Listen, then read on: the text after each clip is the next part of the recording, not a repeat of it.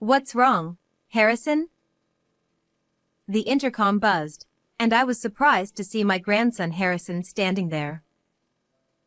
It looked like he was coming back from school, as he was wearing his middle school uniform. Harrison had visited our house many times before and rang the intercom, but each time he would run away without saying anything. But that day, for some reason, he stood there motionless. When I looked into his eyes, I was sure he wanted to talk about something. "Come here and help Grandma harvest some vegetables," I said, opening the gate. Harrison quietly nodded and slowly stepped inside. For a while, as he started helping me with the farm work, Harrison remained silent. I waited, hoping he would open up to me on his own. After about 10 minutes, Harrison's face crumpled, and he began to shed large tears. "Why are you crying? Does something hurt?" I started to worry that he might have hurt himself and checked his arms and legs for any injuries. No, that's not it. I'm sorry. I'm sorry I couldn't tell the truth until now. I waited for Harrison to calm down and then gently encouraged him. "You've been wanting to say something, haven't you? Go ahead and tell me." "My name is Nancy, and I'm 65 years old. I used to work as a teller at the local bank. My husband, Jason, is 2 years older than me, and he was also a banker like me. Jason once told me, A bank is built on human connections.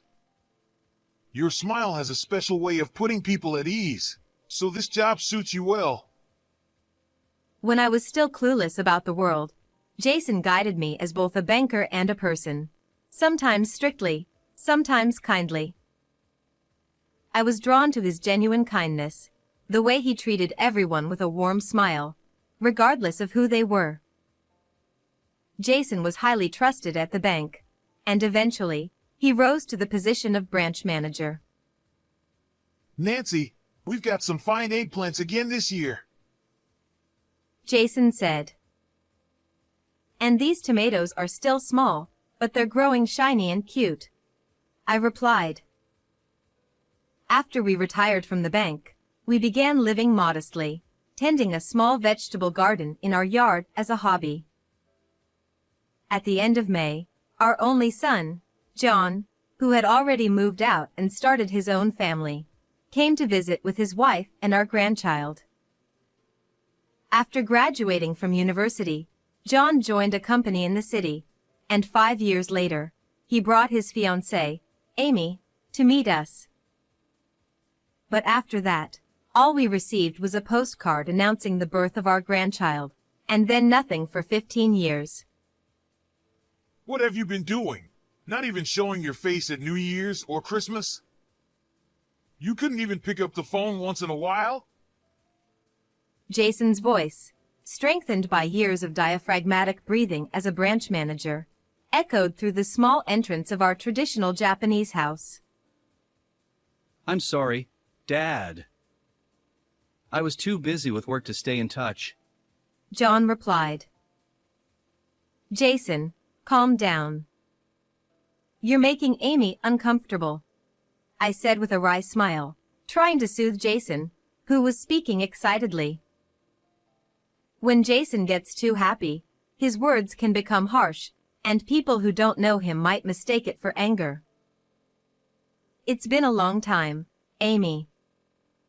I'm glad to see you're doing well," I said. "It's been too long. I'm sorry we haven't been in touch," Amy replied. She was a bit thinner than when we last saw her 15 years ago, but her bright smile was still the same. Standing beside her, carrying her bags, was a boy who looked to be about middle school age. I smiled at him. "You must be Harrison. It's nice to meet you." "I'm your grandmother," I said. Harrison, looking a little shy, simply bowed his head and said nothing. Even so, I couldn't contain my joy at meeting my grandson, so I kept talking. I've only seen pictures of you as a baby, but now that I see you in person, you look just like John did when he was young. How old are you? Harrison is 14 now. He'll be taller than me soon. John said, standing next to Harrison. That night, we gathered around the dinner table with our son and his family for the first time in 15 years. Back then, Harrison was still in Amy's belly.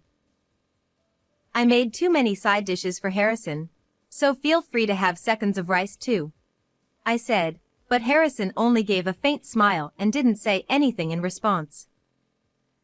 Come to think of it, neither John nor Amy had said much since they arrived. They exchanged only a few polite greetings but didn't share anything about what had been going on in their lives. Hey, John. Now that you're back home, why not relax a bit like you did when you were a kid? Harrison won't be able to unwind if you're all tense like this, I joked, trying to lighten the mood. John and Amy exchanged glances and then nodded at each other. Mom, we weren't sure if we should ask, but the truth is, both Amy and I are currently out of work. John said. What? No work at all? Why? I was stunned by the sudden confession and exchanged a worried look with Jason. We both worked at the same company, but things got complicated, and we got tired of the office politics. So, we decided to quit and look for new jobs, but we haven't found anything yet. I hate to ask, but could we come here for dinner a few times a week? Amy's a great cook, and I can help out with cleaning or anything else.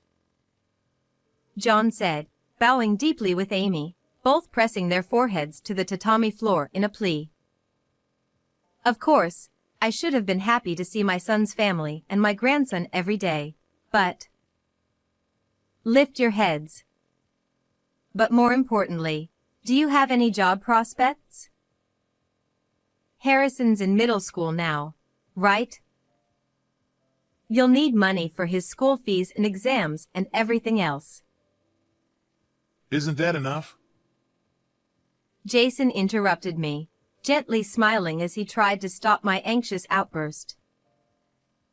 They must have their reasons, he said, turning his gaze toward our son and his wife.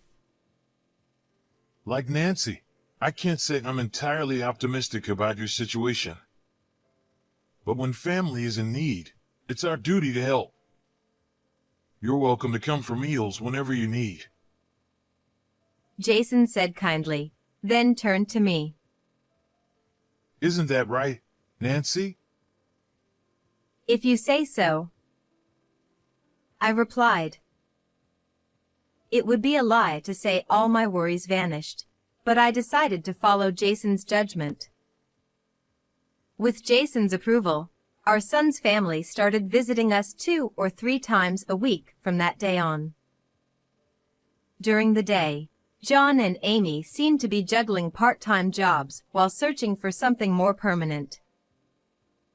Seeing John sighing as he looked at his bills from a bank made me want to reach out and help in any way I could. Are you managing okay? If it's too hard, don't hesitate to move in with us, I offered. There's no need to worry, Mom. We'll keep trying a little longer. John replied with a smile. I decided to trust his words. By mid-June, the rainy season was in full swing, with heavy rain falling day after day. Are you leaving early tomorrow? The rain seems to be getting stronger. If you have time, why don't you stay over? Jason suggested. John hesitated, saying, We wouldn't want to impose. but exchanged a glance with Amy and then replied more modestly. If it's no trouble for you, We would appreciate it. And so, John's family started staying overnight at our house. Whenever Harrison visited, he always kept his head down and didn't say a word. "Harrison, is something bothering you?" I asked him one day, but before he could respond, John jumped in. Yeah, Harrison had a bad test recently and got scolded by his teacher. It really brought him down. John said. I see. So you must have inherited that struggle with studying from John. Sorry, Harrison. It's all your dad's fault that your grades aren't great. Which means it's my fault. Jason joked. Harrison nodded slightly, but I couldn't shake the feeling that he was just trying to be polite for John's sake. Around this time, Harrison began visiting our house almost daily, even on days when he wasn't staying over. He would ring the intercom and then stand there for a while, silently watching us through the window. But when I'd call out, "Come in," he would look startled and dash off to the bus stop as if he were fleeing.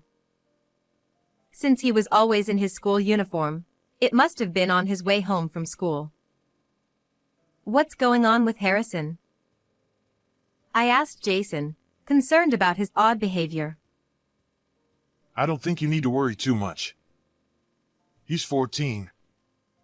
It's not unusual for a kid that age to have a problem or two that they don't want to share with adults. Jason replied. That may be true, but even though I knew that was possible, I couldn't help but feel that Harrison's daily visits, even in the pouring rain, had some deeper significance. In early July, the rainy season took a brief break, leaving us with damp and muggy days. It was just past midnight when I suddenly woke up, alerted by a faint sound. It seemed like the sound of footsteps on the carpet coming from the living room, and I held my breath. Did I lock up properly? I kept replaying the memory in my mind. Every night before bed, I would check the locks first, and then Jason would double-check the same spots as a precaution. Even if I had missed something, meticulous Jason would never overlook it. I reached for my smartphone by my bedside and, clutching it tightly, cautiously opened the door to the living room. Using the faint light from my phone, I scanned every corner of the room, but nothing seemed out of place. Maybe it was just my imagination, I thought. Jason, who had been sleeping beside me, woke up too and asked, What's wrong? I thought I heard something, but it seems like it was nothing, I replied. I definitely locked up. But if you want, we can check again. Jason offered. We wouldn't want to wake John and the others with all this noise. Let's just go back to bed, I suggested. Neither of us thought much of it, so we returned to the bedroom and went back to sleep. I don't know how much time had passed when I was awakened again, this time by hurried footsteps and voices from John and his wife. Hey! Hurry up! John shouted. Harrison, forget about washing your face. Just grab your things and put on your shoes. Amy urged. The sudden commotion jolted me fully awake. The sky outside was pitch dark, with not even a hint of moonlight seeping through the curtains. I slipped out of bed and made my way to the living room, where John and Amy were rushing around. It was just after 4 a.m. You're up early. What's the rush at this hour? I asked. John jumped, startled, and dropped the Boston bag he was holding. The bag landed with a heavy thud, its contents clearly weighing it down. Mom, why are you up so early? John asked, trying to sound casual. I could ask you the same thing. And what's in that bag? I replied. John quickly picked up the bag and hid it behind his back. It's nothing. Just some important work stuff. He said hastily. That's right. Nothing for you to worry about, Nancy. Amy added, laughing a bit too loudly. Work. What? Did you find a new job? I asked, confused. Yes, that's right. I just got a call from, a college friend. I need to head to the company right now. John stammered, with Amy nodding vigorously beside him. Well, congratulations. But isn't this a bit sudden? Won't you have breakfast first? I asked. There's a meeting first thing in the morning. It's a long drive, so we'll have to skip breakfast. John replied quickly. At that moment, Jason came into the room. This is all happening fast. Are you sure this company is trustworthy? Jason asked, reverting to his old branch manager's concerned tone. Dad, you've always been such a worrywart. It's fine, really. The company is run by a college friend, and everyone there is kind and trustworthy. There's nothing to worry about. John said. Well then, I suppose it's not my place to interfere. Jason said, nodding in agreement. John also nodded, visibly relieved. Anyway, we should get going. John said, as he and Amy made a move toward the front door. But for some reason, Harrison seemed glued to the spot, refusing to move from the entrance. What are you doing? Let's go! John grabbed Harrison's arm and forcibly dragged him outside. Does Harrison really need to go? With summer vacation coming up, he could stay with us. I offered. Amy replied. We appreciate your kindness, Nancy, but we really can't impose on you any further. Thank you, though. Ignoring my attempt to stop her, Amy took the bag from John and headed to the car. John, meanwhile, pulled Harrison's arm firmly and scolded him. Enough of this nonsense. All we could do was watch helplessly as they drove away. Jason said, Well, at least John's got a job now. All we can do is support them. That's true, but... Unlike Jason, who was genuinely supportive, I couldn't help but worry about Harrison. His behavior just didn't sit right with me. 3 days later, in the afternoon, I was sweating as I harvested summer vegetables from the garden, as I usually did. After about an hour of work, I took a break in the living room, sipping some juice when the doorbell rang. I thought it might be a delivery, so I opened the door, and there stood Harrison, who was supposed to have left with his parents. Harrison, what's going on? I asked, trying to contain my surprise and happiness.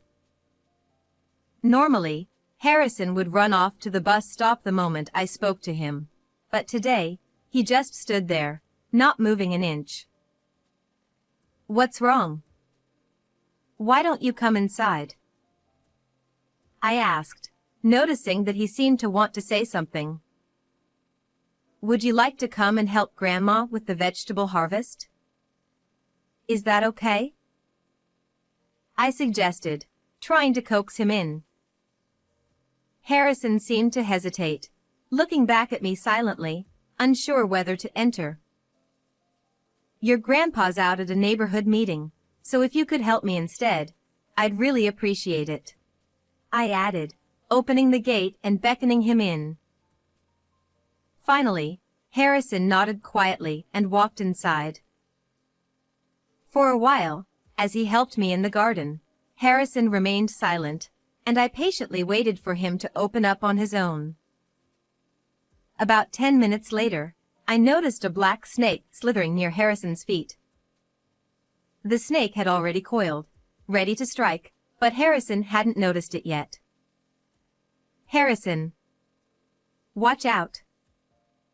I shouted instinctively, pushing him aside. The snake lunged and bit into my arm instead. Realizing what had happened, Harrison let out a small scream, but when he saw the snake biting me, he grabbed a nearby stick and chased the snake out of the yard, shouting, Get away from my grandma! Harrison was about to continue chasing the snake, but I stopped him, saying, Thank you, that's enough. That snake must have been startled, thinking it was about to be stepped on. I added, trying to ease Harrison's anxiety with a smile. But Grandma, it bit you. Harrison said, his voice filled with concern. Don't worry, that snake isn't venomous. I'm fine, I reassured him. Suddenly, all the strength seemed to drain out of Harrison, and he collapsed to the ground. Why did you protect me? He asked, looking up at me with a puzzled expression. Why would you even ask that? I replied, equally curious. You're my precious grandson. Of course I'd protect you. At that moment, Harrison's face crumpled, and he began to cry, tears streaming down his cheeks. Why are you crying? Are you hurt somewhere? I asked, worried that he might have been injured, and I checked his arms and legs for any signs of harm. No, that's not it. I'm sorry. I'm so sorry for not telling you the truth sooner. Harrison sobbed. I waited for him to calm down, then gently encouraged him. You've been wanting to say something, haven't you? Go ahead, tell me. Harrison took a deep breath and said, Mom and Dad made me promise not to say anything. Then, he slowly took off his shirt, revealing his back covered in bruises and scrapes. I was speechless, shocked by the sight before me. Did John do this to you? I asked softly. Harrison nodded and began to tell me everything. After losing their jobs, my son and his wife had fallen into gambling. On the days when things didn't go well, they would take their frustrations out on Harrison. Harrison also revealed that the reason they had returned home was to get their hands on the gold bars Jason kept in a safe in the living room, a part of his savings for retirement. I overheard them talking about their plan. Harrison confessed. They threatened me, saying I'd regret it if I told you and Grandpa. Terrified by his father's threats, Harrison had been unable to tell us the truth and had been suffering alone all this time. Once they discovered the safe's code, my son and his wife packed the gold bars into a bag, converted them to cash the same day, and left for a trip to Hawaii, abandoning Harrison. You were so brave to tell me all this, I said, pulling Harrison into a tight hug as he cried in frustration and sorrow. An hour later, I told Jason about everything when he returned from the neighborhood meeting. I can't believe this. He said. Though Jason seemed to understand what I was saying, his desire to believe in our son was stronger. It's the truth. The gold bars are gone, I insisted. Jason quickly went to the living room, opened the safe, and checked inside. No! But that doesn't mean it was them. Maybe someone broke in from the outside. Yes! You mentioned something about hearing strange noises that night, didn't you? Jason was still trying to convince himself of John's innocence. But you made sure all the doors were locked that night, didn't you? And besides... What is it? Is there something else? Jason asked, noticing my hesitation. I debated whether to show him, but then I made up my mind and showed Jason the video saved on Harrison's phone. His face contorted with a mix of sadness and anger as he watched the video. It clearly showed John and Amy sneaking into the living room at night, taking the gold bars out of the safe, and stuffing them into a Boston bag. I didn't want you to see this, but this is the reality, I said, holding Harrison close and appealing to Jason's heart. Harrison's back is covered with scars. He says John did this to him. Harrison knew about his parents' plan, but he was too terrified to speak up. Even today, he must have been scared. Yet, he found the courage to tell us the truth. We can't turn a blind eye to his bravery. The one who's suffering the most isn't me or you, it's Harrison. Jason quietly looked down at Harrison's face, then gently patted his head. It must have been so hard for you. So painful. I see now. Grandpa was wrong. I was wrong. Harrison, please forgive me. Jason said, shaking his head vigorously to dispel his sadness, which quickly turned into an expression of anger. A week later, Jason and I visited the apartment where our son's family was living, guided by Harrison. They're supposed to return today, right? I asked for confirmation, and Harrison answered clearly, yes. There's nothing in the fridge. What kind of life were they living? Jason said, checking the kitchen. According to Harrison, they left just enough money for 10 days of food before going on their trip. Soon, we heard a familiar car engine stop in the parking lot. The sound of footsteps echoed up the stairs, followed by the laughter of John and Amy, getting closer. The front door slowly opened, revealing John and Amy, their skin sun-kissed from the trip. Did you enjoy the trip? Jason asked. Their laughter vanished in an instant. Dad! What are you doing here? John exclaimed. They had never told us their current address. When John spotted Harrison hiding behind me, he glared at him. Harrison! Did you tell them? You traitor!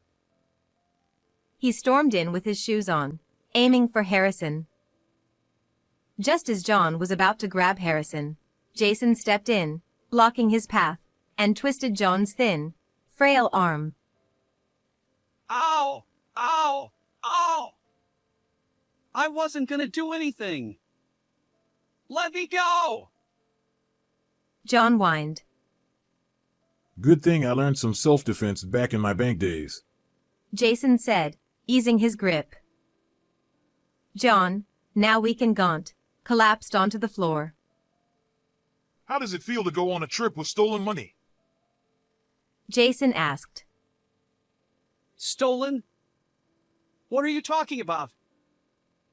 John tried to play dumb, but Jason cut him off, showing him the video Harrison had secretly recorded, capturing their crime. Your goal from the start was those gold bars, wasn't it? Jason said. Damn you! Harrison! You know what's going to happen to you later, don't you? Amy shouted, making Harrison flinch. So that's how you've been hurting this boy all this time. But it ends today. You're going to tell us everything. Jason demanded, his glare silencing John. Defeated, John began to confess. Both John and Amy had a love for gambling. At first, they claimed it was just a way to blow off some steam, spending within their allowances. But after one big win, they couldn't stop, and before they knew it, they were drowning in debt. I started misusing my position in accounting and took money from the company. When they found out, I was fired. We had no choice. John admitted. No choice? The problem started when you got hooked on gambling in the first place. You should have been more responsible as a parent. Jason scolded, leaving them with nothing to say. Dad, please! We'll change. We'll work hard from now on. Just please don't report us to the police. John begged, falling to his knees, with Amy quickly following suit. Jason looked at me, then at Harrison. What do you want, Harrison? Jason asked. I don't want Mom and Dad to get arrested. I just want them to go back to being the kind parents they used to be. Harrison said, revealing his true feelings. Jason nodded with a smile. All right, but on one condition. You two will undergo treatment under the guidance of specialists to overcome your gambling addiction. Do you agree? We will. We'll do it. John replied, and Amy nodded in agreement, thanking Jason for his leniency. While our son and his wife were in a facility undergoing specialized treatment, Harrison stayed with us, and we took care of him. Although taking the bus to school took a bit longer, Harrison never complained. There are so many different sights to see now. I actually enjoy it more. He said. It seemed that the uneasy feelings he had towards his parents were gradually easing, and he was beginning to appreciate the small changes around him. Every day after school, Harrison would help out with the farm work. Isn't weeding boring?